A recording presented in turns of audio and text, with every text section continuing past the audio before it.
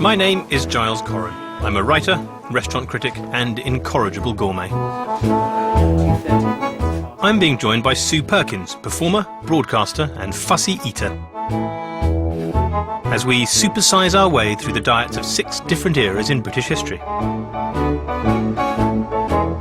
Each week we'll be medically tested, dress the part and chomp our way through the best and the worst of Britain's culinary heritage. Oh God! This week we're going back 150 years to the Victorian era. A time when animal heads were either mounted on the wall or served up on a plate. We spin that round. We'll be following in the footsteps of Darwin. Here's looking at you, maggot. Putting a stop to Victorian binge drinking. All of you! Disgusting! Filled with Lucifer's own sputum! And celebrating Christmas with a heart attack-inducing feast. This is one of the most frightening moments of my life to date.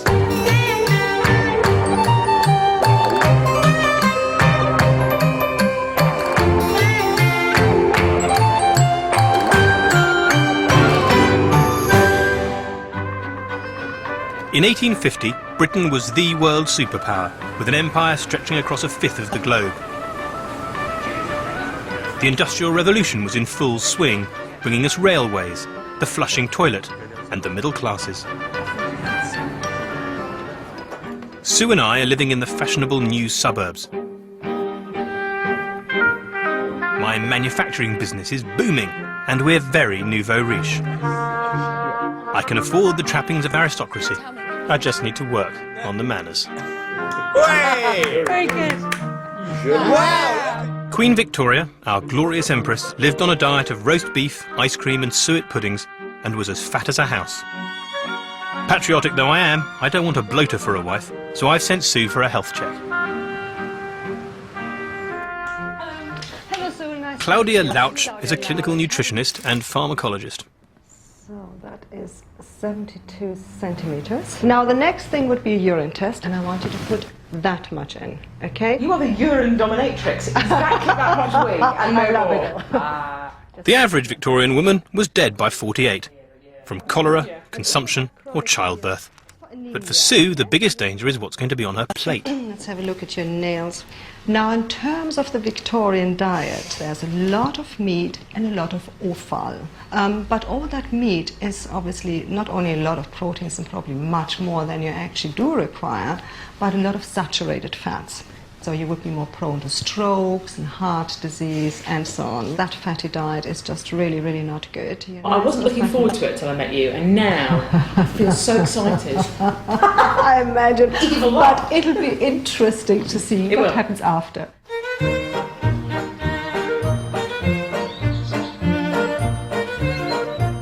Sue and I will be enjoying an exceedingly comfortable middle-class lifestyle.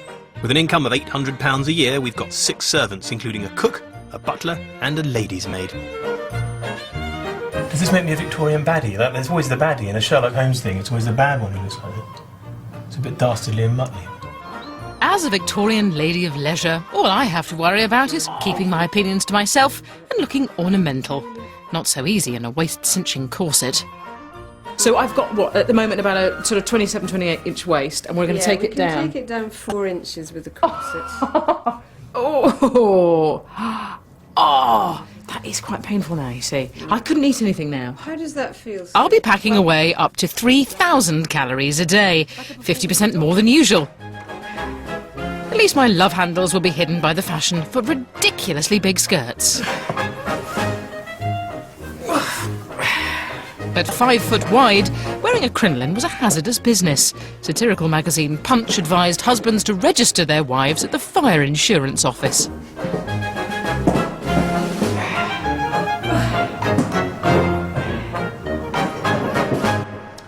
Our household cook for the week is the great Sophie Grigson. Welcome to the table displaying the essential elements of your diet for the next week. I reckon it's a pretty exciting looking spread. I'm really... Yeah. He doesn't look especially unhealthy, does it? There's loads of sort of fruit and vegetables and nice things. Yeah, we've got some pheasant, actually just shot recently. And one thing that is going to be appearing again and again and again on the table is the mutton. You know that thing? Roast on Sunday, cold on Monday. Food poisoning on Saturday. Yeah, but you'd have had tougher stomachs then. Well, I've got no stomach now. Mutton rocks. I mean, the lamb they weren't into, presumably. Mutton does have much more flavour. I've also got some lovely jelly babies. Oh. Brand new, wonderful things. So that was very Now I'll do it with impressive. pheasant. And Christmas, look, lovely. We're having a Dickensian Christmas, lovely Victorian Christmas. We are indeed going to be heading towards Christmas at the end of the week. A big Christmas feast, Victorian style. Something that came in with a passion for the Victorians. They created the Christmas that we have today still. Yeah. And I'd just like you to have a little glance over this side. It is a raw, ready to be cooked calf's head. I might wear that as a mask later. Or slip it in the foot of Sophie's bed if her cooking displeases you. There is a whiff of Corleone about it, isn't It there? does have that. I'll see you shortly. Meal times changed radically in the 19th century. Breakfast got earlier and dinner got later to accommodate the new urban 9-to-5 working day. Interesting stuff in the paper today. I noticed, for example, that Madame Tussauds have a new exhibition, my dear, which we could go and see. New editions, portrait models of His late Majesty the King of the Belgians. He won't last. No. They'll replace him with Wayne Rooney one day. It's only sixpence, though. 8 o'clock. Breakfast. Mutton cutlets and fried potatoes, smoked mackerel and anchovies, omelette, tinned meats, oysters wrapped in bacon known as angels on horseback, pears, oranges. It looks appetising. Those are nice colours. It's pretty modern. I mean, you could this would be a very fine modern breakfast. Already roasted mutton chop, yesterday's, I guess. Sliced thin, breaded, fried, It's really delicious. bit of parsley, omelette on the side, I think. That's a nice looking fellow, isn't it? Do you want some spam? Yes, spam's exactly. Tinned meats were invented for the Navy to preserve food over long voyages around the Empire, but they quickly found a place as novelty items on fashionable dining tables. Is that how you're going to be serving Which it? gelatinous piece of processed nastiness do you want? Oh, I think this one. Yeah, take one of those. I'll need to cut it, though. Big tower. That is solid nourishment. I haven't tried good. this for ages. That's good. It tastes like slightly of shoes. Yeah, it tastes crepe sole. It is Sort of 1950s sort of, rocker shoes. You can tell it's about endurance, isn't it? It's about lasting forever rather than tasting that great. I've probably already had 2,500 calories this morning. That's really all I need for the day, isn't it? Oh. Well, I'm off to work, my dear. You have a good day. I should be back in about 14 hours. Can you get Cook to get the winch? I need to be lifted from the chair. With a full belly, I'm ready to go forth and conquer nations, leaving Sue to her duties as a wife, or, as Charles Dickens called her, the ministering angel of domestic bliss.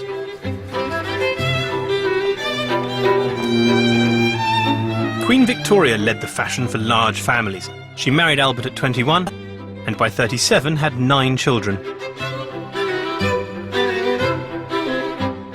There were plenty of advice manuals for the aspiring middle-class housewife. Top of the bestseller list was Mrs. Beeton, whose book of household management sold 2 million copies in 7 years. Mrs. Beeton is sort of popularly seen, I suppose, as a sort of Victorian equivalent of Delia Smith, but the comparison isn't particularly valid, bearing in mind that Delia Smith didn't die aged 28 of syphilis.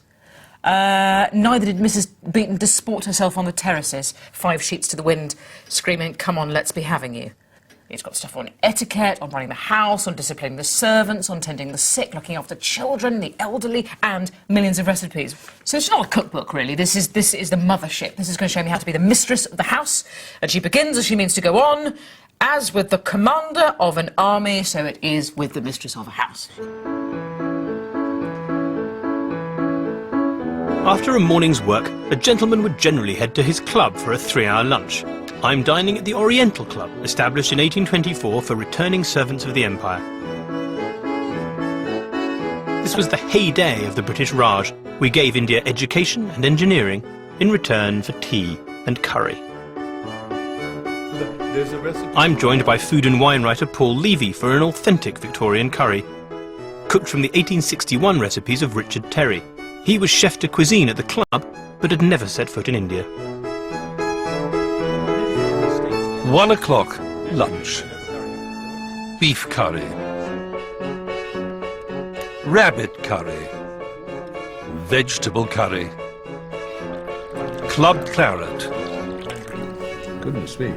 Now, Mr. Terry said it's eaten with a fork and a spoon. Really? He said, yes, he did say in his book, he said, you probably won't need your knife.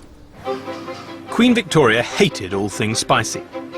But as Empress of India, she's said to have insisted the royal kitchen prepare a curry every day of the year in case visiting Orientals should drop by. The chef has followed the instructions in the recipe to the letter, which is why it's so repulsive. I mean, the first thing he's... You don't like it? They added curry paste and curry powder to already cooked ingredients instead of frying the curry powder and the curry paste first, as anybody would do today, to take the rawness, takes the rawness out. Well, when this food first came in, it reminded me of curry at school. Yeah. And there was always once a week there was curry, and the school dinner ladies, for all their other attributes, which I can't immediately think of, really didn't know anything about cooking. And the curry, always, what you could smell curry powder. It was the same old lamb, mutton, horse, dog stew that you ever had, but just with the powder. Yes, with powder added, yeah. It took another 120 years for Britain to get the hang of it, and for curry to become a national dish. For dessert, we're on more familiar ground with Bakewell pudding. I've got to say that the idea of eating in a club is just fantastic. It's lovely to go somewhere where there aren't women. It's lovely where there isn't... Yeah, don't you think there's incessant shrewish nattering and grumbling about the food, and enough of that, not of that, one glass if I must, and is there any chocolate on the menu? Yes. All that, and then there's no children running around, and there's just a bit of peace and quiet. You want to go home once a week to see your wife and create another little eminent Victorian for her to look after. But then, no, back here for a bad curry and a game of pool. Being stuck at home with Mrs. Beeton has sent Sue into a coma. And Cook into a right tizzy. She's attempting one of Mrs. B's plain family dinner menus. Oh, it's burst. There we go, number 2 eyeball out. Right. Oh, I really hate Mrs. Beaton. I've got off her in such a big way. The showpiece of tonight's meal is a boiled calf's head, with brains served as a delicacy on the side. But first, Sophie and her assistant have to extract them. Yes! Yes! Yes! That's probably enough. That's probably enough. That's probably all we need to scoop out bits of brain. Wonderful. Woohoo! Big brain boy. A gentleman should never be kept waiting for his dinner. So I've sent the mistress of the house to find out just where it bally is. Mrs. Beeton said that cleanliness is next to godliness and 2 doors down is punctuality. So, we are waiting. So, I tell you what, you can always give me a hand in the kitchen. What do you think? Sully these lily-white hands with the devil's own work. I've been sullying your gorgeous crinoline. If you could just move it slightly to that side. Thank you. Well, I feel that I've really put my mark down as head of the household here, and you... Yeah. You better watch out. Yeah, it's nice to see that you're in charge, really, isn't it? Yes! 8 o'clock, dinner. First course, fried sole in anchovy sauce, mutton curry, sherry. With dinner an hour late, I'm ravenous. But for Sue, it's delicate portions only. A healthy appetite for food suggested a healthy appetite for sex. Quite improper for the Victorian lady. So good. Can you not show quite so much enjoyment of the food? Not allowed to. It's really unsavoury to show any enjoyment of anything. That's the face I know from my lovemaking. I can see from the fact you've eaten 2 mouthfuls that you absolutely love it. You don't feel the need to talk as well. The Victorians expected their cook to turn out meals that pleased the eye as much as the palate. I think we're just going to have to go for major parsley. Parsley coming out of the eyeballs. It's just hard to make something like this look attractive, isn't it? Let's see what that looks like. Oh, I don't know. I'm never going to make it look great, am I? Here we are. And I think you'll agree that it was worth waiting a few extra minutes for this magnificent centrepiece here. Now, sir, you won't need to carve it particularly because I think you can just pull meats off and little bits of meat's tucked inside as well. It's a real treat for you. Won't need to carve it because you're taking it straight back to wherever it came No, from. sir. I think the flavour will be incomparable. Yes, Enjoy. I'm sure. We won't be able to find anything to compare it to, certainly. Thank you. Second course. Boiled calf's head, brains in butter and herb sauce, fried calf's ears with tomato sauce, carrots, tipsy cake, claret. Let me spin that round. Oh, no, wait a minute, look at that. He's Flayed. He'll be laughing on the other side of his face soon. Oh, Christ, dear. that is his just smirk, isn't it? And there's some teeth. There. Take a note, Oh, right? and it's all clanky. Left occlusal missing. Oh, thank you. I love a cheek. It's quite... Do you know, I'm beginning to grasp why ladies just had Yeah. left it behind. This is the lucky decade for me. For me, that big old head just says power, look at me, macho man. Johnson brains, you might need some. It smells buttery. It's kind of soppy. Oh! Oh! What I'd like you to focus on now is what's happened to the back of your teeth. There's a sort of film, a brain film. Yeah, there is. You're quite right. I've got brain-coated palate. The bit of brain I had was, what are you doing with those electrodes? No, nothing. Frugality ruled in the kitchen. Every part of the animal was good for eating, even the calf's ears. Minus the hair, of course.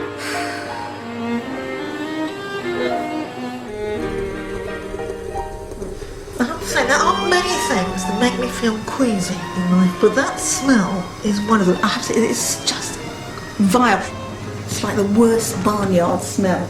Yuck, yuck. I think I'm going to have to put the lid on it. I can't bear it. And this is ear. This is ear fritter, yeah. Oh, it's quite, you know, eerie, quite bouncy. Yeah. Not a really interesting texture. Oh! Every time you crunch it. See, That's the pure cartilage. Yeah, that's serious cartilagey ear, look. That's like a rubber washer. Dinner draws to a welcome conclusion with the tipsy cake. A trifle made with stale sponge, custard, almonds and sherry. How much booze did Chef say she needed, Cook say she needed for this? Do you think she just swilled 3 bottles of rum and given us a dry pudding? Did she say there was booze in it or not? Well, she did, but she had a very red face and she was slurring. I couldn't really understand what she was saying, to be honest. I was hoping that we might, you know, overturn the what I thought was a misconception that the Victorians were all grey and boring and not really into pleasure. And in fact, it's exactly what I imagine this self-flagellatory, imperial, trussed-up, sexless bunch of dopeheads to produce. I mean, it's just rubbish. It's just a great big head, and the cake is just made of dry bread. They call it a tipsy cake, and they got a thimbleful of booze, and they call it a tipsy cake.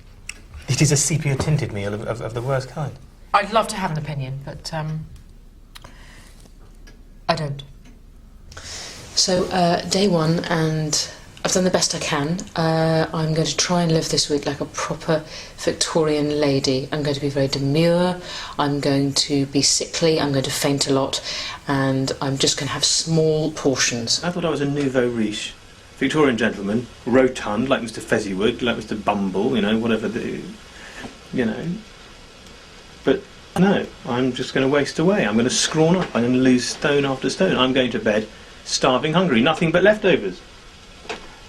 Calf's ear. Does it suit me? I think not. Yum.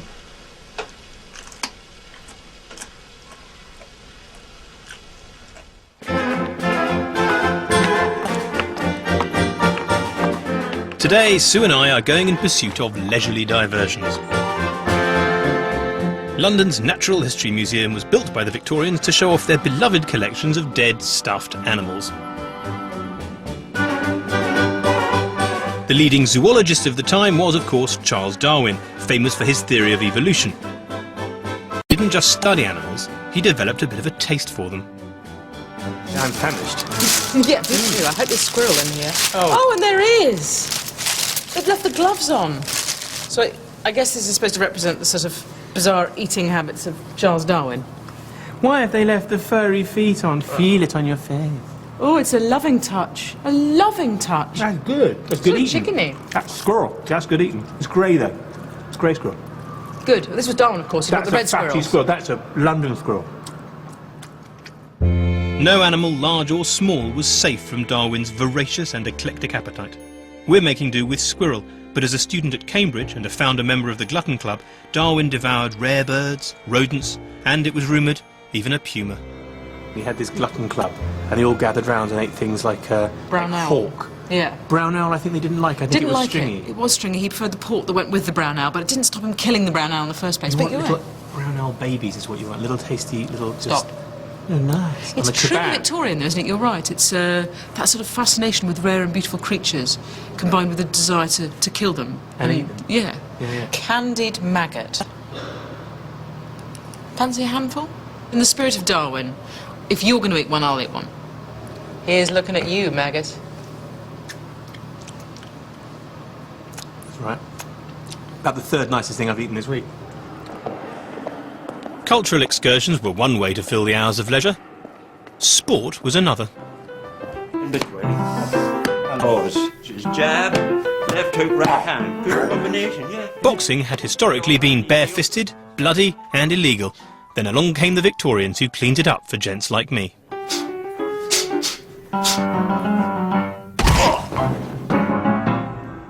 Whilst boxing was for chaps only, by the end of the century there was a new and controversial sport that ladies could also enjoy: cycling.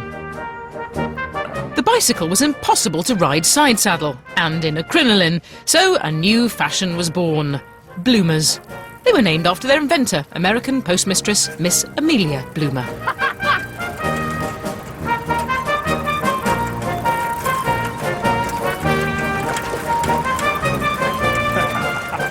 On a fine day, up to 3,000 cyclists could be seen in Hyde Park, and food manufacturers were quick to exploit the new craze. Stowers advertised its lime cordial as the only healthy beverage that can be safely consumed after cycling. To the invention of the motorbike.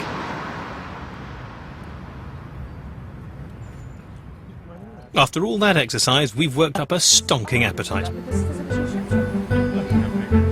So we've come to London's first ever chippy, where our famous national dish was born.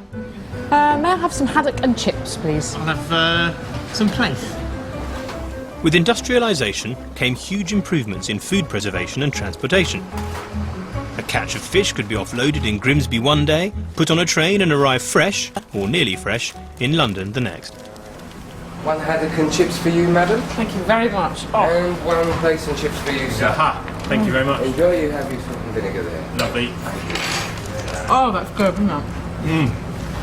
The boom in fried fish is largely to be blamed upon, or indeed we can thank, the Jewish immigration, escaping Polish and Russian Ukrainian pogroms late 19th century, came to London, and because they can't kindle a flame after dusk on the Friday until after dusk on the Saturday for the Sabbath, they would fry up their Sabbath fish on the Friday afternoon, batter it and fry it, which keeps it more or less fresh until the next day. This is one of the greatest inventions of all ages. It doesn't matter the Victorian. You're This such is a woman. What about the electric light bulb? Yawn. Today's eating has left me with a lingering taste in my mouth of fish, squirrel and maggot. Right, the thing about this teeth brushing thing is that they've obviously grasped the Victorians with all that eating that brushing your teeth is a good thing. Except they haven't invented toothpaste. What they did use was a mixture of charcoal and honey. And then there's obviously toothpaste in there, isn't it? Well, oh, it's coming up a treat.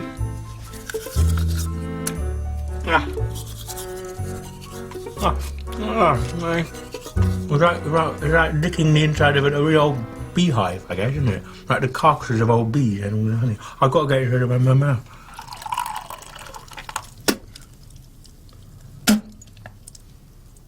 Another 15 more rinses and I'll be fine.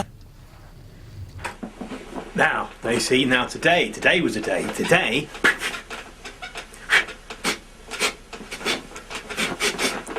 was boxing. Today was exercise. Now I feel good, you see. Now I'm not that excited about the food of the period, but I can clearly see that I would have been a boxer in that period. I'd have mashed them up. when I was quite big. You see, now, when I'm 5'9" and 12 stone, it's not, it's, you know, that's small. 21st century, the 19th century, I'd have been big. Heavyweight, I'd have been Giles Killer Coren.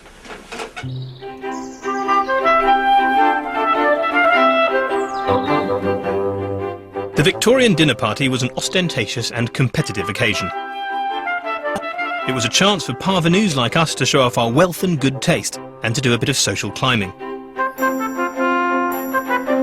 Charles Dickens made fun of this new middle class in Our Mutual Friend, describing Mr. and Mrs. Veneering as brand new people in a brand new house who, like their furniture, smelt a little too much of the workshop. Which was rich, coming from a chav like him. The ultimate social achievement was the procurement of a French chef. So we've kicked Sophie out of the kitchen for the day and brought in Michael Weiss from London's Coq d'Argent. Presentation was very important. They wanted to show all their guests that they could really cook, and they had some expensive ingredients, and you know they got all those chefs to come to their house, and they wanted them to show their skill, show everything they could, you know, with colours and heights and everything that modern chefs try to do. This was gastronomic architecture, and the more ornate, the better. A dinner like ours would cost maybe £1,000 in today's money, and we'd have thrown one every week. We're going all out to impress with a 6-course menu designed by Queen Victoria's very own chef, Charles Francatelli. It's taken us 4 hours work yesterday, and since 11 o'clock this morning, so probably 12 hours to get ready for 6 people, which is a little bit time consuming for a small dinner party for 6. Because you always toasted the Queen. That was the first toast, always. Right. Our guests to impress are food historian Ivan Day, writers Matthew Sweet and Ruth Cowan, that the man of the house would carve some and etiquette expert Diana Mather. But there was an occasion. Dinner was now being served in a new fashion called à la Russe. Rather than all the dishes being placed on the table at once, they were brought hot from the kitchen in a series of courses, just as they are today. Godfrey's quieting syrup. I'd use it myself. Dinner. First course, red deer à la royale, French beans, potato croquettes, claret. This is absolutely delicious. It is quite really interesting to is. see Victorian croquettes, isn't it? The deer is amazing. But It's so tender, amazing. And I've eaten everything. I mean, that was just so delicious. would Queen Victoria have eaten it all down, or would she have just sort of poked it about? Oh, apparently she was an absolute pig. Yeah, she really rushed the food, and everyone had to stop when she finished. very So small, but very you'd just be starting off, and she'd eaten the whole of her venison, which meant you had to stop, your plate was cleared away, you went on to the next one, and again, she would eat it very, very quickly. At what point would it be suitable for the ladies to start screaming, ow, my twisted torso, ow, get this corset Never off for done. the love of God? You never, ever. Never? No, you would faint at this point. Right. And then, yes, you could Oh, very good. pick her up, and that allows her just to have... We would then... Let me splash How much of a delay was that? I'd have been half past out half an hour. She said pick her up. Can I help you up? Anymore. So then they would actually undo your corsets a little bit to allow you to bring... As the claret kicks in upstairs, Michael has his work cut out downstairs. Francatelli's recipes are incredibly elaborate. Pour des aussi. The next course is pigeon à la duchesse. We cut the flesh around the bone, Each tiny bird has to be boned, and then we pull the bone out, like so. stuffed with veal forcemeat and stitched back together. It's quite labour-intensive job for a dish which I'm quite interesting to see the result, actually. No, but that's not Dipped in bechamel sauce, covered in breadcrumbs, fried, and finally served in more bechamel sauce. Yeah, this is like the pigeon à la Scotch egg. Entrees. Pigeons à la duchesse, lamb's tongue with spinach, claret. It's quite dry, quite difficult to cut, very heavy, but then they would have been used to that. If No, you want I to get would your say- coat, it's in the hall. The carriages are outside. Our guests are complaining about the food, my dear. Francatelli, who designed this, of course, left after just a year because it was a nightmare for him, because Albert had a very dodgy stomach, so he only wanted bland food. She liked German bland food too. Buckingham Palace, where he had to work, the kitchens were unrefurbished, they stank, they were very badly equipped. The pay couldn't compare to any of the London clubs. So within a year, he'd upped and gone. A hostess was judged not only on her food, but on her manners. Which is great news for Sue. That's superb. I don't like it. But if Don't be so shrewish with our guests. But they have some... God almighty. How popular is divorce in this period? I told you the hosts at this dinner party were nouveau. They don't know how to Tell you what, Park your buttons there. I tell you, in terms of nouveau, we got our money so recently that it's the cash for the house is still in my You're pocket. behaving like an absolute aristocrat, because that's how they behave. Thank you, my dear. Absolutely. To the aristocracy. After guzzling 2 sherries, 4 clarets, and her own body weight in champagne, our hostess is quite indelicately bladdered. And we've still got 2 courses to go. That's very... Let's do it anyway. Yeah, we can. Let's do what we want. Roast course. Partridges with truffles. Chicken quenelles. Snipes on liver toast. Snipe heads. Champagne. Small game birds were the fashionable choice for the roast course. Snipe were tricky little buggers to shoot, rendering them a suitably expensive dish. There's a head. Thank you very much. Now, really, we're supposed to take the beak and suck the head. Right. Ivan's gone for it. He's gone for it. Let me know what happens. Are you meant to suck the brain out or crunch the skull? He's crunching away. And you pick your teeth with the beak Yes. afterwards, yeah? I think it should be done like No, you didn't do that because boom, that's the actual brain. There's the actual brain. Oh, little brain. The last thing that thing thought was, oh, what are those big pointy things going bang bang over there? I'll just fly down and have a look. Bam. The final course was the showiest of them all. The Victorians loved their fancy moulded desserts. These preposterous creations were generally bought in from posh confectioners. Michael, however, has crafted each of his from scratch. So I hope with the menu tonight we were able to match Francatelli's delight at the time of the Queen Victoria.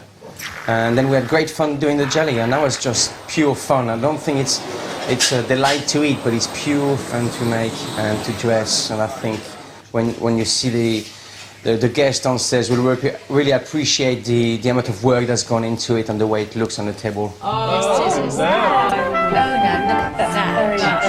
that looks beautiful. Entremet. Russian jelly. Claret jelly. Oh, my word. Champagne jelly. Rice cake with almonds. Taut frangipane. And the savoury fried salsify and eggs a la tripe. Amazing. Francatelli said that all the food wasted in London every night could feed 1,000 families. Yes. Oh, it looks inside even more beautiful. Thank you. You can get drunk on that jelly, I won't touch it. I won't touch it. Queen Victoria's sweet tooth was shared by her subjects.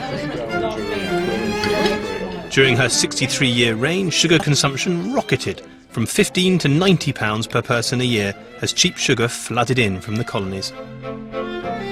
When they say pick at your food as a Victorian woman, I think Sue's about to win. Probably not Not quite pick what they up meant. your food. I think you've interpreted that perhaps a little bit literally. I am picking at it. 9 courses and I've still got a 22-inch waist. Who at this mealtime can say that, eh? Not me. No one. No one. Well, thank heavens for the French, eh? For once I may go to bed reasonably full, although embarrassed by my wife's disgraceful behaviour. Can't hold her booze. Yes, we drank quite a lot, but yes, one should be able to. She will no doubt be taken to the temperance movement fairly soon. Did you see the state of her? I haven't even gone to bed yet, and already the recrimination has kicked in, and that is terrible. If what you've done hits you before you've even managed to let your subconscious work on it for an evening, that's That's a bad business. Oh dear. After last night's successes, I'm purging my guilty conscience with a day of charity work. There was a huge army of lady do-gooders, like banking heiress Angela Burdett Coutts. She helped found the NSPCC, ran ragged schools and gave over £3 million to good causes. Short of pennies to dish out, I'm getting hands-on, cooking at Whitechapel Mission's soup kitchen, which has been looking after the real Oliver Twists for the last 130 years. It is quite shocking when you think they queued around the block for it, and it saved their lives. We served 11,000 of these sort of lunches Yeah. in 1876, in the first year. 11,000? 11,000, and that's not counting the breakfasts or the evening meal, that was just the lunch.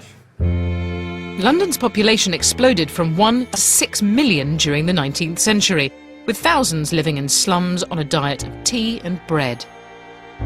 Celebrity chef Alexis Soyer became the people's chef, ditching his job at the exclusive Reform Club to run soup kitchens and design cheap recipes to feed the masses. If you read out the recipe, I think we'll start with the old beef soup. This was a classic, and this was to feed about 20 people. First, put 1 ounce of dripping into a saucepan capable of holding 2 gallons of water. To feed 20 people, I suppose that's a reasonable starting point of fat. Mm-hmm. Great. Then the beef came next. 1/4 pound of a leg of beef without bone. Wow. To feed 20 people. 20 people. So how would your clients feel about getting this much meat in what's supposedly a beef soup? I can't believe it was such a small amount. You cut it up nice and fine so everyone gets a little bit. To the beef and dripping, you add turnip peelings, leeks and flour. And you end up with this. It's very salty. It's very, very salty. What else are we going to... Another staple of the soup kitchen was gruel, otherwise known as porridge. So do you think this will go down a treat, this? We serve porridge still to today. Yeah. And it's usually served now with honey or jam, salt or sugar, and for a few, with all 4. Whilst my wife whips up the gruel, I'm off to one of London's 41,000 street stalls, where a hot, ready-made meal can be bought for a penny. The big sellers were eel and pea soup, baked potatoes and sheep's trotters, 22,000 of which were sold every week. I'm taking my life in my hands here, though, as over half the food eaten by the common man was contaminated. Right, well that's a penny dip, and that's sheep's pluck, which is liver, lungs, heart, fried clearly with onions, and served on muffins, which were really popular. It's a kind of pluck McMuffin. That's liver. I don't have any problem with that. I think if you're a poor Victorian street urchin, you would consider yourself lucky to have this. Lots of protein to keep you through the day, go out pickpocketing. Yeah, that's nice, that is.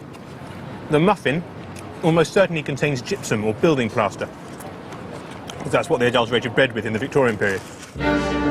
Adulteration horrors included lead oxide in sweets and one notorious ice cream sample which was found to contain lice, dog hair and bed bugs. The biggest scandal of all, though, was dressing rotten meat with the fat of fresh meat. Are we certain that the gentleman of my standing would have eaten street food? There was a lot of it about, but I suppose I've probably been visiting a tart and worked out trying to get the smell of syphilis off my breath before I go home to the wife.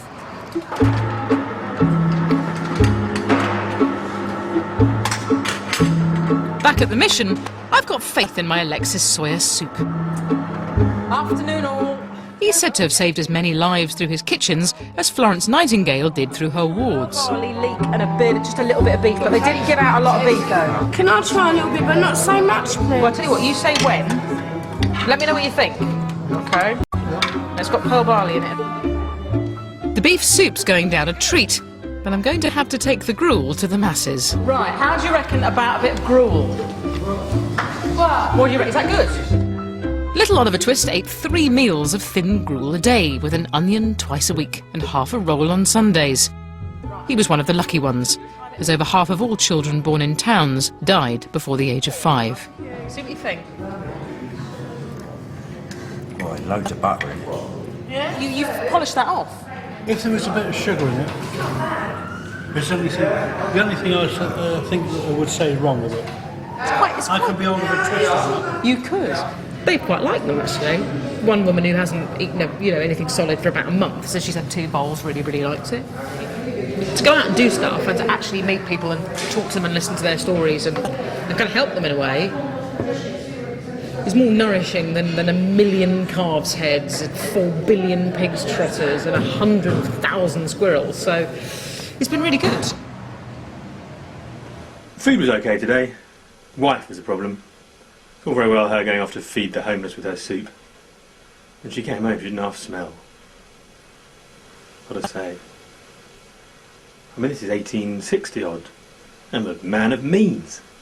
I don't want the smell of the poor, the depraved, the hungry, the homeless. I'm not even allowed to vote. I want my wife to come home smelling of them and get into my bed. It's not Walker's mince. This morning, we're hoping to walk off the whiff of the poor. We're taking the advice of Dr. Allinson, the famous bread and flour tycoon, who recommended walking for 3 hours a day. The good doctor also claimed that nicotine was a foul and harmful poison, but leading medics insisted smoking was a good way to clear the lungs, and got him struck off.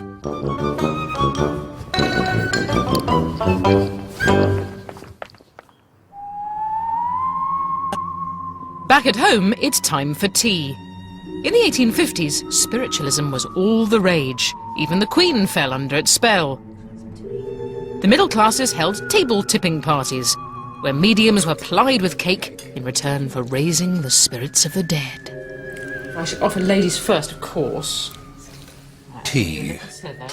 Victoria sponge. Garibaldi biscuits. Macaroons. Indian tea.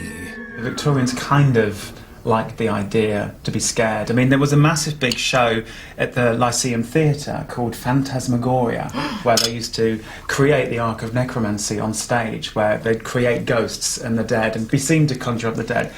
Modern day illusionists, really, but the Victorians loved that. Their obsession with death was phenomenal. Certainly a lot more fun than Starlight Express. Yes. I mean, between the two, Phantasmagoria, Starlight Express. So I feel quite full now, so should we have a go? I'm ready to contact the dead. In the bleak midwinter, No, that's the end. Frosty wind, maybe. Frosty wind. That's the hard as iron. One of the best ways to summon the spirits was with a good old hymn. Water Call out right where you're singing. If there's anyone here, would you please move the table? Anyone of the past residents of this house, would you please move the table? In the bleak midwinter, Are you moving, Sue? Well, only to the time of the... No, you're moving your hands to the table. I'm not moving my hand. Don't be mocking me. I'm not moving my hands once. Did it just move? I felt an energy change. It was actually a feeling of something tingling behind me. That'll be like a wave of tingling on top of my body. I think my fingers are tingling slightly. They're tingling? I mean, it's interesting you say that. It's called an energy change, and it sounds so corny, but you can start feeling things on your hands.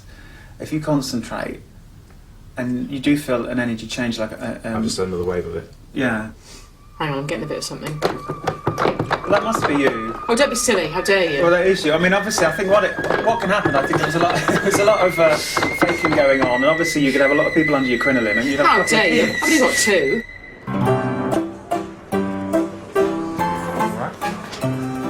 With all that girly mumbo-jumbo going on at home, I've legged it to the local boozer for a quiet pint and a pie. There's an awful lot of working class people very close to me, and I'm, don't feel all that comfortable with it. Would I normally, as a gentleman... you would have loved it. It would be one of the reasons you'd come in. It's part of the excitement of the other. And oh, also, my word, you make it... You would have had sort of lovely little prostitutes, perhaps walking outside. At last, I'm a happy Victorian. Beer's 2p a pint, double the strength, and the pubs are open all night. Well, that is a delicious pint. Oh, that's good stuff. But there are those who would stop me drinking it. There is this thing of which I've heard called the temperance movement. Oh, hell and damnation. 40,000 women signed up to the temperance cause to rid the streets of the demon drink. Sodom and Gomorrah. The other one. Cyprus!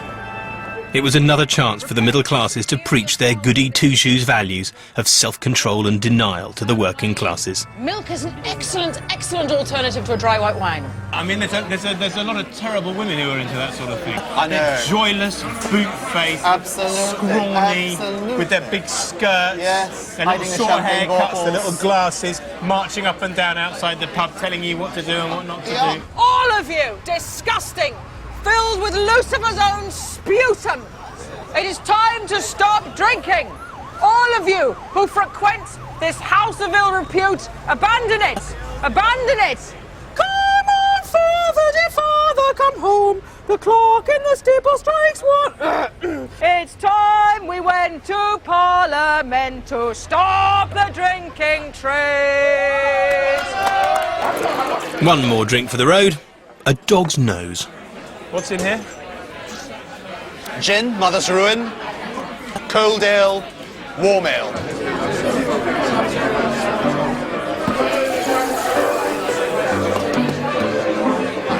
You keep it competition with porter and pale ale, and I think it's all right. Watch It is done. I'm going to have to drink up pretty soon because in 1872 these harridans persuaded Parliament to bring in strict licensing laws and shut our pubs at midnight. Back to work, there's some poisons. Don't save souls. Yes, I must. You okay, Giles? Giles? Anyone at home?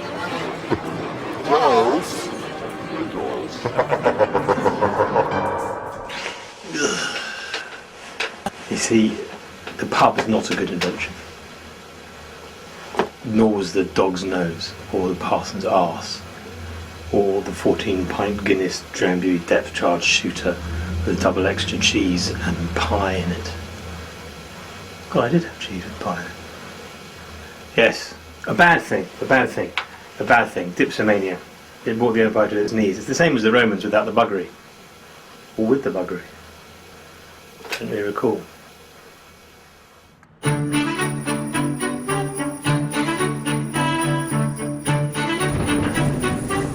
you think we'll be all right? I've parked the horse in the mother and infant bay. That'll be okay. How long we got? The horse. Sophie and I have come to our new high street store, Sainsbury's, which first opened in 1869. We're picking up some treats for tomorrow's Christmas feast. New technology was revolutionising our kitchens with the arrival of convenience foods. Brands familiar to us today were first seen on the shelves in Victorian times. Custard. Yes. Mr. Bird invented it because his wife was allergic to eggs. No one wants an egg-bound Mrs. Bird, do they? Least of all Mr. Bird. 56 varieties of tomato ketchup didn't take off, but this one was massive. 1869, and that was in America, wasn't it? And then we kind of, as is often the way, kind of got into it. It's very newfangled, very exciting. Fantastic. And this, on a boiled calf's head, it just lifts the dish. Can you imagine how derelict a Bloody Mary was before Liam Perrins? Extraordinary. Heat magazine this week, absolutely chock-a-full of stories of Isambard Kingdom Brunel's love rat exploits. We've got Darwin's wife's had a boob job. Everyone knew about that, to be honest. It was one of Londinium's worst kept secrets. Brilliant thing, Oliver Twist is on the television. Absolutely fabulous. I really can't wait for that. I think that's going to be cracking. Oh, look. It's Santa in a coffin, isn't it? Dead. Santa. Very Victorian. Sad stuff, dead Santa in a coffin. That will go nicely next to the stuffed kittens we've got as the table display. It's Christmas. Hey, Mr. Coren, cheer up. Whee! We have the Victorians to thank for the Christmas we know today. They're good, aren't they? Shane? What do they hunt? The 1840s saw the first appearance of the Christmas card, the cracker, and the tree. And it's Father Christmas by Munch. Well, it's wizened, isn't it? Look at him. No, but he's really seen some terrible stuff. Prince Albert brought the German tradition to England, and when the London Illustrated News published this picture of the royal family in 1848, the trend took off. That'll put a smile on her face. Oh, how about that? That's going to be comfy out there, isn't it?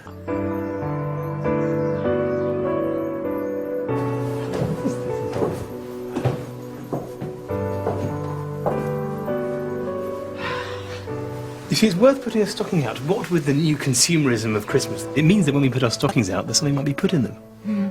I'm really, really hoping for a shoulder of mutton this year from Santa. Bound to, only if you've been good. I promise I will be.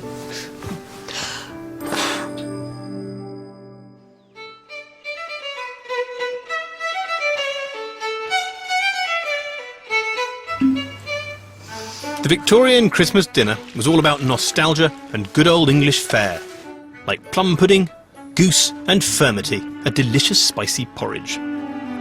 Just before serving, in time-honoured Victorian tradition, we will be adding a little bit of brandy. Plum, or Christmas pudding, dates back to the 15th century, when it was served as a filling first course, not as a dessert. A steaming pud is the crowning glory of the Cratchit's table in A Christmas Carol. Dickens' 1843 bestseller appealed to the Victorian social conscience, and its sentimental celebration of the festive season is as relevant as ever in these godless commercial times. Past, present and future, and all is said now. Our guests are Terry Deary, historian and author of The Horrible Histories, Because the answer could be... actress Emma Manton, and Victorian comedy trio The Penny Dreadfuls. What has 5 dozen keys but never opens a door? Piano. What is the fastest cake? Scone. If anyone has a joke in their cracker that I haven't heard, I will give them 10 guineas. Okay. What sits in a fruit bowl and shouts for help? It's a pair of distressed people. It's a damson in distress. 10 guineas. 10 guineas. Christmas dinner. First course, brown Windsor soup, potato croquettes, baked cod's head. One can't help feeling there's an even richer family somewhere around the corner where they've got the actual fish. Cod's face is delicious. Yes, it is. Second course, cold game pie, boiled red cabbage, roast goose and stuffing. Goose was the bird of choice for most families until turkey took over at the end of the century. The royals, however, were scoffing on swan. Breastbone yet. This is a good-looking goose. This looks like a healthy goose. This Yeah, but you've got to feel sorry for the poor goose. Why? Well, it had to walk 80 miles from Norfolk down to London. And they would sort of protect their feet, wouldn't they? They would sort of... They would dip their feet in tar and maybe a little sand tray. So the tar is to protect in the sun is what? To provide some grip, an early sort of trainer. That could be. So they would get their new little shoes on, Yeah. they would jolly off down to Londinium, Yeah. get a massive feed, And then get knocked on the head. get it in the neck. Yeah. This giant pie is a replica of one served at Windsor Castle in 1847. It's groaning with 8 different types of game bird, ham, chicken, bacon and tongue. You get your laughing gear from that. Smells like a crypt. Now listen, if you want another slice, just let me know. I'll save you a minute. It's a Frankenstein. Oh, that does smell of death, doesn't it? It really smells The horrible. fingers. Oh, this is one of the most frightening moments of my life to date. Can you try and keep it vertical on that? Oh no, love. There you go. Oh, this is a. And there's a chicken in there. I've absolutely no idea what meat that is. Woodcock. Heavy. I think it's dog. If you reckon that 20% of meat in Victorian England was condemned, I reckon... The whole of it was in that pie. Well, yes. I was condemned in Victoria. One condemned pie. Go. Oh, nearly got it. Very nearly, though. I've got to have another go. Pour that while I have another go. That was so much fun. There you go. The pagan custom of kissing under the mistletoe gave the uptight Victorians an excuse for some licensed misbehaviour.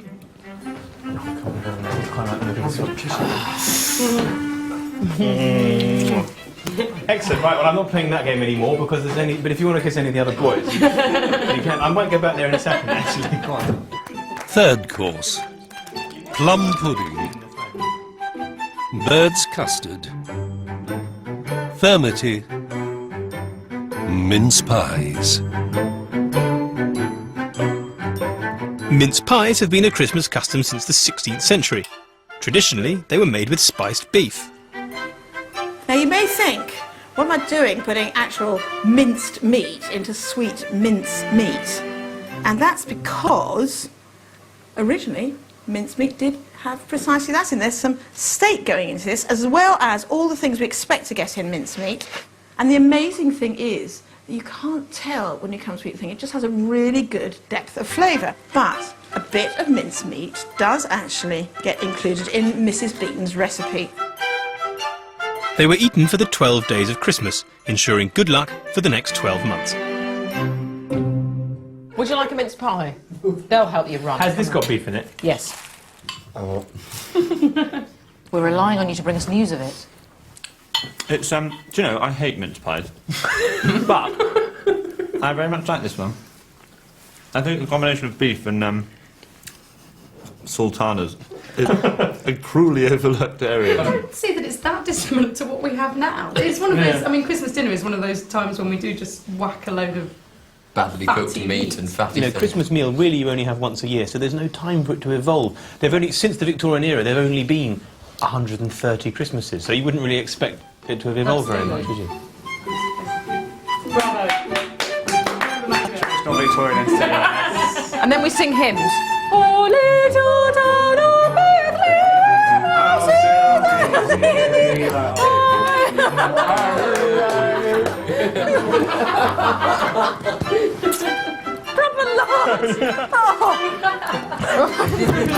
Merry Christmas, one and all. God bless us, everyone. Wow, that's been a voyage of discovery, that has.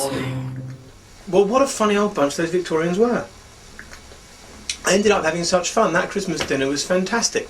I can't tell you how lovely it is to kiss a beautiful woman with your face covered in lard. It's just all slippy and slidey, and those Victorians knew it, the dirty, dirty buggers. Really, they have this whole austerity thing going on, and there's all their stovepipe hats and their scary black clothes and the women in the corsets and the weird, funny upright bicycles. And then it comes to Christmas, and they have an 88-layered pie full of admittedly condemned meat, but fun, you know, and cod's heads and champagne corks popping, and that lush girl that I kissed, I should have gone back to her afterwards. I never did. She went home, and she couldn't get away fast enough, frankly. As Slade said, I wish it could be Christmas every day. In the last week, Sue's had 20,000 calories. She's downed 14 litres of booze and eaten countless animal heads. So she's off back to the clinic to find out what damage has been done. Hold it very, very tightly.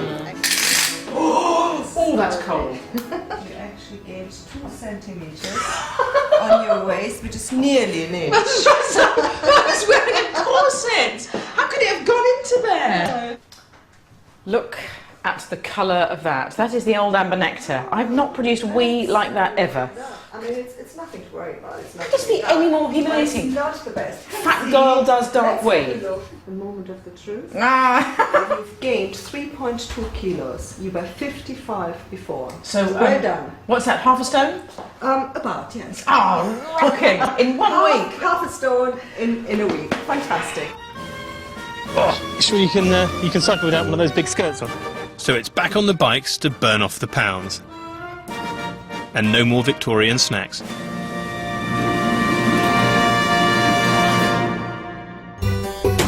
Next week we're going back to the 70s.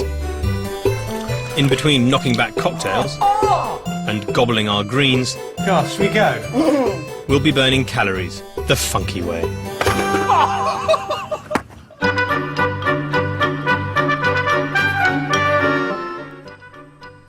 Culture is.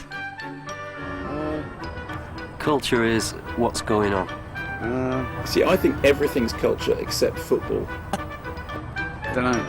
We may not know what it is, but he's on the new Culture Show on BBC Two next. And over on BBC Four, there's a table waiting at the biggest Chinese restaurant in the world.